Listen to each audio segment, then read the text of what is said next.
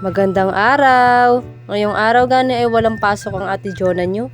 Balit katanghalian na nga palang tapat niya ay nag-isip na ulit kami ng aming uulamin. Inutusan ko na pala magsungkit na ng papaya si Kim. Ayaw pa gani magpa-video dahil nahihiya daw siya. Hoy Kim, wag mong ikahiya yung sarili mo. Ang ganda mo kaya. Sana all. Binalatan ko na gani ang isang papaya niyan. At pagkatapos ko nga palang balatan ay ginayat ko na din sa gitna. Pagkatapos ko lang ganing gayatin sa gitna ay tinanggal ko na lang muna yung mga buto-buto niya. At binidyohan pa gani ako niya ni Kim. Si Kim nga pala ang taga-video ko dyan. Ginayat-gayat ko na pala yan ng maliliit. Gareklabo pa nga na dyan si Kim dahil malalaki daw ang gayat ko. Alangan naman sobrang liit. After ko nga palang gayatin ang papaya ay nagsunod na din akong magayat ng sibuyas niyan. Andito na naman gani ako sa point na mapapaiyak na naman ako ng walang dahilan. Hoy! Bali ang luto lang pala natin dito sa papaya ay adobo na may talbos ng kamote. Uy! Ngayon lang kayo nakarinig nun.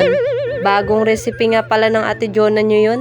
At pagkatapos ko nga ni magayat yan ng sibuyas ay sumunod na din pala akong magayat yan ng bawang. Ginayat-gayat ko lang gani siya ng maliliit, bali 3 piraso lang pala yung ginamit na bawang natin dyan. Nagsagi lang pala din nga ni sa isip ko na lagyan ng talbos ng kamote ang adobong papaya. Anong merong otak ka ate Jonah?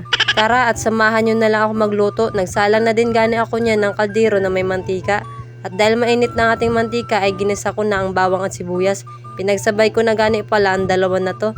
At hinintay ko lang gani mag golden brown ang ating sibuyas at bawang. At dahil gani brown na yung ating sibuyas bawang ay sinunod ko nang ilagay ang papaya.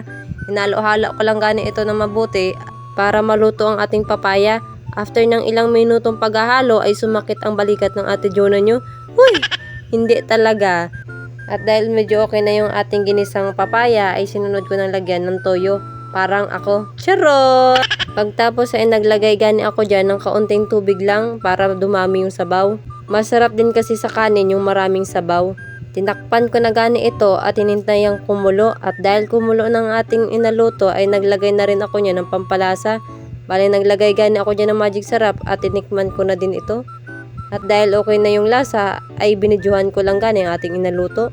Tinakpan ko na gani ulit ito at pinaluto ko lang na mabuti. At dahil luto na siya ay nilagay ko na ang talbos ng kamote. Hoy, sis, ngayon lang kayo nakakita ng adobong papaya na may talbos ng kamote. So, ayan, finally, okay na yung ating adobong papaya na may talbos ng kamote. Ready to serve na siya. Mabilis lang talaga siyang lutuin. And then, pagkatapos ko nga palang magluto niyan, ay nagtambay muna ako niyan sa kalsada. So, bali hanggang dito na lang muna yung ating vlog. Thank you for watching. Bye!